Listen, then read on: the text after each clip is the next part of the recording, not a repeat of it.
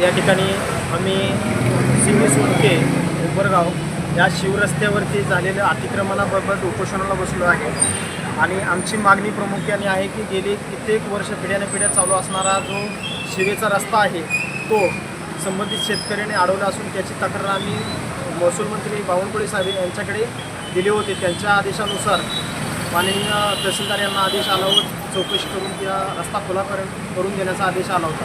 त्यानुसार माननीय तहसीलदार साहेब यांनी माननीय नायब तहसीलदार व मंडल अधिकारी यांनी चौकशी करून सदर अतिक्रमित रस्ता आहे असं अहवाल तहसीलदार साहेब यांना दिला। तहसीलदार साहेब यांनी माननीय महसूल उपअधीक्षक भूमिलेख पंढरपूर यांना सदरच्या पानंद रस्त्याच्या शासन निर्णयानुसार रस्ता खुला करून द्यावा अशी मागणी माननीय तहसीलदार साहेब यांनी भूमी अभिलेख यांना गेली 2 महिने केली असून भूमी अभिलेखचे उपअधीक्षक माननीय पूजा अवताडे मॅडम हे कायम वारंवार टाळाटाळीची उत्तर देत आहेत व आमचा रस्ता खुला करून देण्यास टाळाटाळ करत आहेत।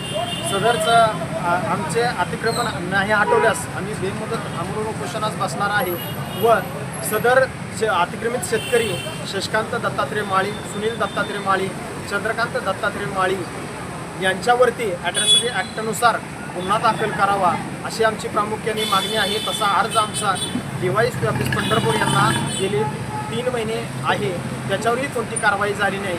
त्यांच्यामुळे सदरच्या शेतकऱ्यावरती ॲट्रॉसिटी ॲक्टनुसार गुन्हा दाखल व्हावा व आम्हाला पूर्णपणे उंबरगाव तिसरी शिवरस्ता जो बंद आहे तो खुला करून मिळाल्याशिवाय आम्ही येथून उठणार नाही अशी आमची भूमिका आहे।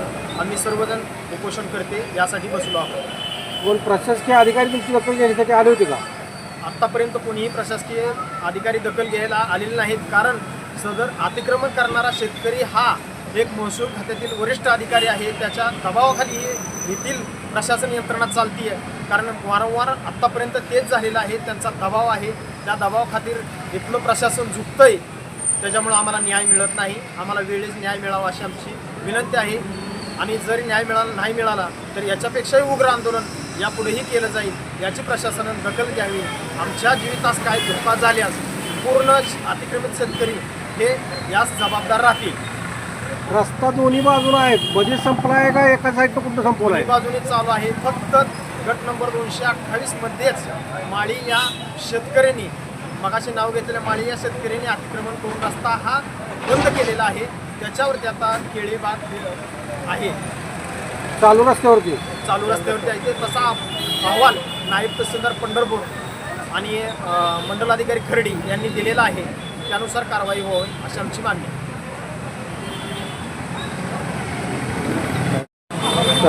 माझे नाव तुकाराम लक्ष्मण गायकवाड। गेले 80 वर्षापासून हा रस्ता चालू होता। भारताला स्वातंत्र्य होऊन जवळजवळ 80 वर्ष झाली, तरीसुद्धा दलितांना रस्त्यासाठी पाण्यासाठी संघर्ष करावा लागतच आहे आणि गेले काही दिवसापासून हा रस्ता अडवलेला आहे।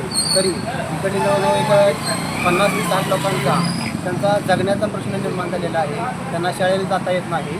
त्यानंतर काही बाबा एखादा ऊस केला असेल, मका केला असेल तर ते सुद्धा बाहेर काढताना अडचण येत आहे। त्या जो अडवणार आहे त्या घरामध्ये जवळजवळ सगळे अधिकारी आहेत, काही वकील आहेत, तहसीलदार आहेत, त्यांना पोलीस आहेत, जे सारखे दबाव टाकून लोकांना नाहक त्रास देतात, फोनवरती धमकी देतात की भविष्यामध्ये तुम्ही कुठे बाहेर गेलात किंवा काही कारवाई केली आमच्यावरती तर तुम्हाला जिवंत ठेवणार नाही, तुम्ही हे रान विकून जावे असे दलितावरती अन्याय झालेला आहे। तो अन्याय कुठवर आम्ही सहन करायचा? प्रशासनाने DYSPनी इथल्या मॅडमनी तत्काळ तो रस्ता दलितांचा रिकामा करून द्यावा हीच आमची अपेक्षा आहे। धन्यवाद। मी दिव्यांग आहे, मला जाण्या येण्यास वाटेचा त्रास होत आहे आणि 4 गावची शिव असल्यामुळे शिवेचा रस्ता आम्हाला खुला करून द्यावा।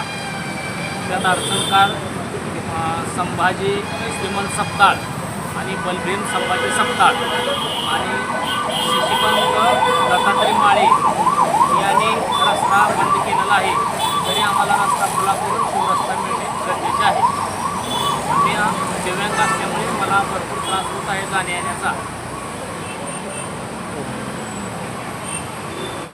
रस्ते किती जातीवाचीवर जातीवाच्यावर बोलते की मला जाणून बघून जर काय झालं तर माझ्या जेव्हा धोका आहे मला धमकी देते की माझ्या घरी सगळे अधिकारी तुला वागू द्यायचे नाही तुला एकूण कारवायला हवी तुला बाहेर नको द्यायची नाही अशी धमकी देऊन वारंवार साहेब मला जातीवाच्यावर शिवीगाळ माझ्या जेव्हा धोका आहे काय झाल्यास शासन जबाबदार